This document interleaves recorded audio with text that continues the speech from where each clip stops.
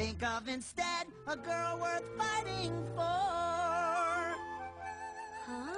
That's what I said, a girl worth fighting for. Hello everyone, my name is Natalie, and I am going to be teaching class today, so bear with me. I'm very shy and awkward and uncomfortable, so I'm kind of, pretty loud. Can y'all hear me? Okay. If you can't, just tell me. How about you? Yes, I'm very shy and awkward, so I may, say something and you're like, oh my goodness, she's so weird, or whatever. It's okay. It's okay. I don't care. I'm used to it. Okay, so I'm going to be teaching a class, and it's called A Girl Worth Fighting For. When you think of a princess, what's the first thing you think of? When you think of a princess, what's the first thing you think of? A crown. What? Responsibility.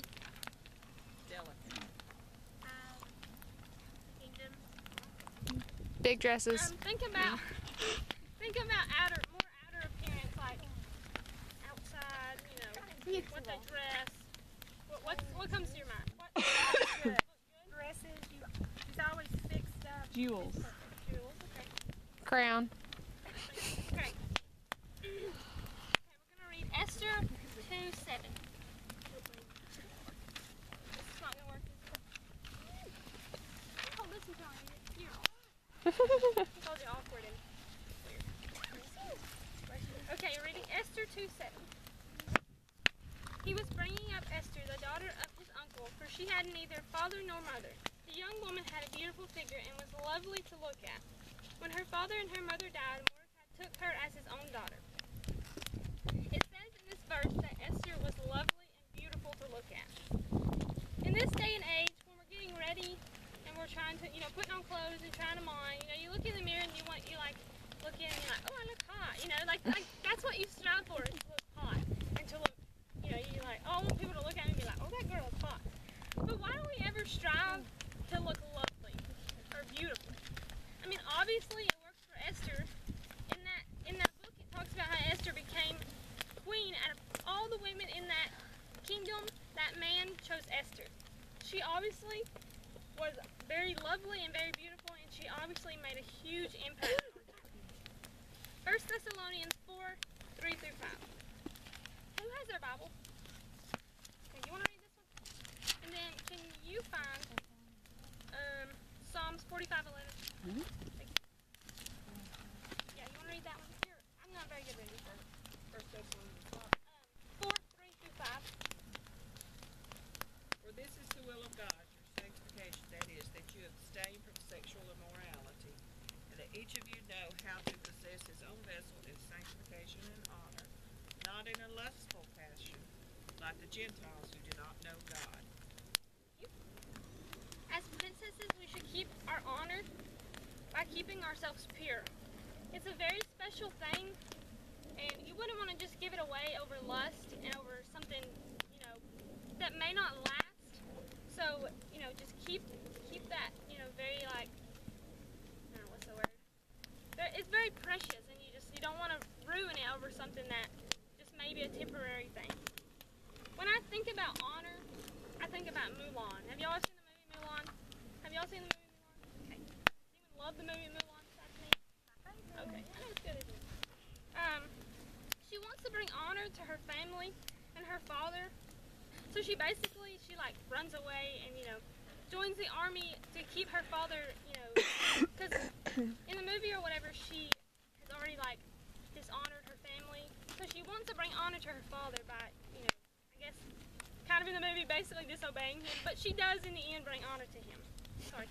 We should bring honor to our Father in heaven by the way we act, but also by the way we dress. In 1 Corinthians 6:19-20, 1 Corinthians 3:16, and Romans 12:1, it talks about how we're the temple of God and how we are made to glorify Him. Okay, do you think dressing...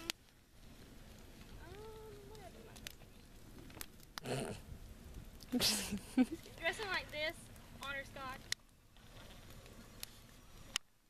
Can y'all see that? You can't see it real well, but you can see a lot of skin. If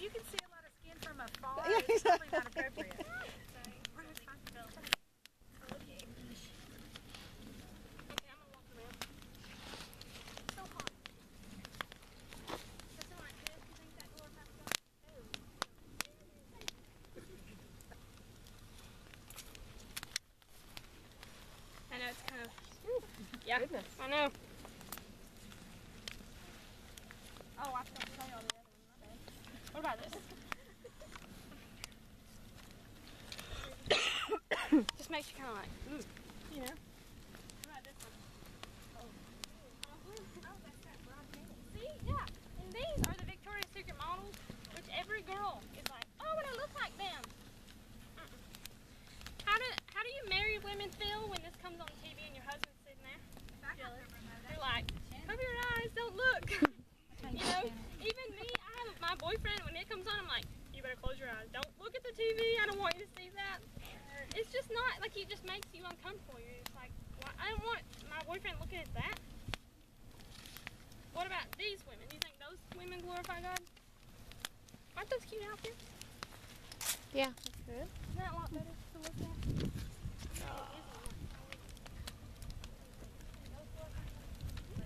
Aren't those cute outfits? People say, you know, you can't dress modest and look cute. That's very cute, like clothing. Okay. You were bought with a price, so dressing like those models on TV and every millions and millions of boys seeing you, do you think, and women too, do you think that glorifies God? Anyone? No? Yes. Or no? You were bought with a price, and dressing like that just says basically that you don't even care that you were bought with a price, a very high price to be exact. So glorify God in your body and outward of your body. You do not own your body, so it's not yours to trash. Psalm 65:11. You can read that, yeah. So the king will greatly desire your beauty because he is your Lord. Worship him. As a princess, we either do or we will have a prince one day. So you should give him something every single day that's beautiful and lovely, so that he can desire every single day. And to find your prince, you must first act like a princess. Have y'all ever heard girls say, you know, Disney gave me a wrong reality of finding my prince? That there's no guy out like that. If you dress like those women that I showed you in that picture, you're not going to find a prince that you want. That's going to love you for who you are and not how you look. So you act like a princess to find a prince. And you gotta take care of yourselves and, you know, keep yourselves. You know, you don't have to like, you know, wear a dress every day and wear a pound of makeup. You know, you don't even have to shower every day. You know, it's okay. You don't have to shower every day. I shower every day. Okay? That's a secret. Don't tell. You know, just take care of yourselves and keep yourselves, you know, there's a point to where, you know what I'm saying? It's just so hard to explain. But yeah, just take care of yourselves. Mm-hmm. Song of Solomon 4:7. I'm gonna read this one.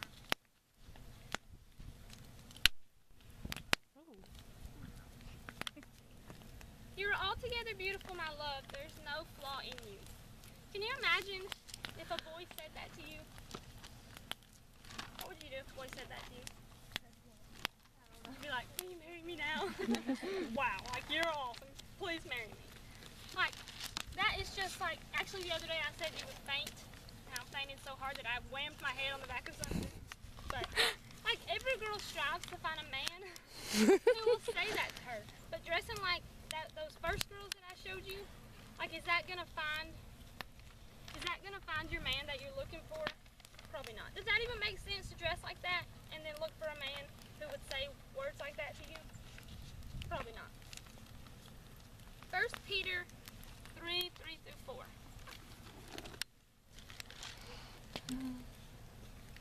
Do not let your adorning be external, the braiding of hair, the wearing of gold, or the putting on of clothes. But let your adorning be the hidden person of the heart, with the imperishable beauty of a gentle and quiet spirit, which in God's sight is very precious. Don't let your outer beauty be the only thing that you work on. It's very important, but your inner beauty is ultimately what will define you. But if you don't, dress appropriate and, look, lovely, then no one is ever going to get past that outer appearance and see your inner beauty, because that's just how our world is today. They look at just your outer appearance, and if they don't, Like what they see. That's how they're like gonna look at you, and that's all they want to see, because that's just how our world is. Galatians 5:22-23, which is, y'all know, is the fruits of the Spirit. I just want to focus on self-control. As young women and ladies, we should be able to have the self-control to say, this is immodest, and I don't look appropriate, and change clothes. I personally am a huge offender to, this is really cute, and I know I look bad, but it's really cute, and I want to wear it. So,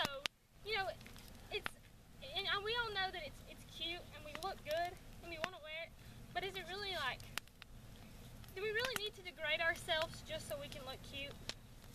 No. One time, I wore this dress, and it was like, it came to like right here, and it was a little short. It was okay when I'm standing, but when I bend over, it really even moved, it was like, so,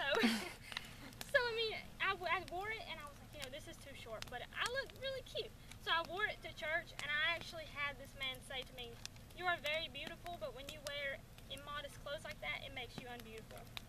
And at first I was kind of like, I was a little taken back, but then I was like, he's right, Like, we dress immodest trying to look beautiful when really it makes us unbeautiful.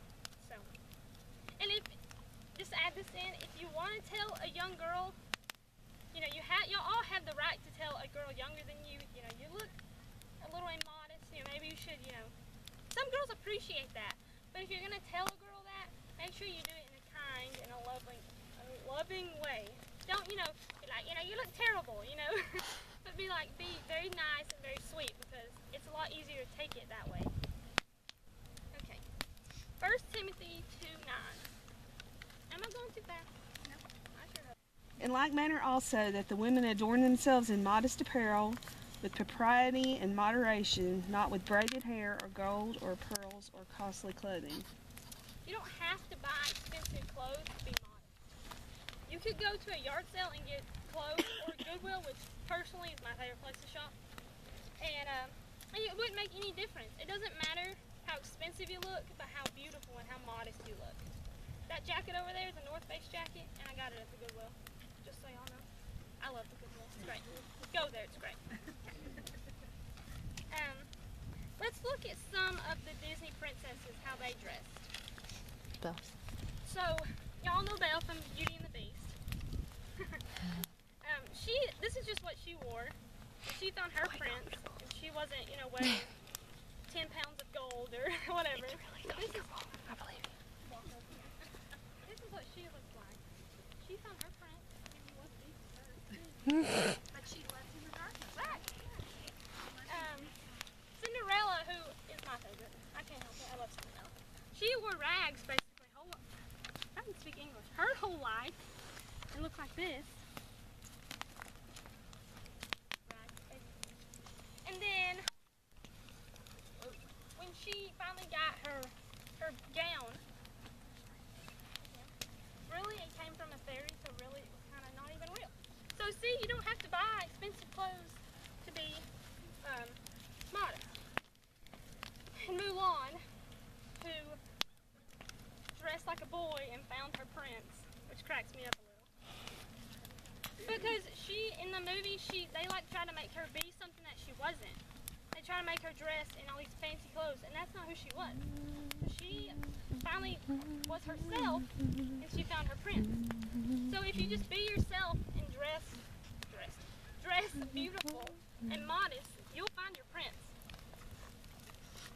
As Cinderella said, even miracles take time. Which, I love that. I love that quote. I don't know why, but I love it. Okay. Philippians 4:8 says, I can find it. Finally, brothers, whatever is true, whatever is honorable, whatever is just, whatever is pure, whatever is lovely, whatever is commendable, if there is any excellence, if there is any worthy of praise, think about these things. To me, when I hear this verse, it just screams princess. I just think of a princess every time I hear this verse. A princess is exactly what this verse says. She's true, she's honest, she's just, she's pure, she's lovely, she's of good report.